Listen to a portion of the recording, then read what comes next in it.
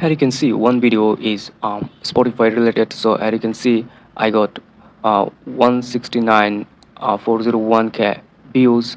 So if you want to see the revenue of this video, so just go to the overview section, and you can see uh, 169.6k views and 1.4k hours watch time and 1770 subscriber for this video. So if I go to the revenue section and scroll down, and you can see the RPM is only 1.78k. So also you can see the wait a second, CPM is too low, so that's why I think the revenue will be down. So if I reveal the estimate revenue of this video, so here you can see 298.87 dollar.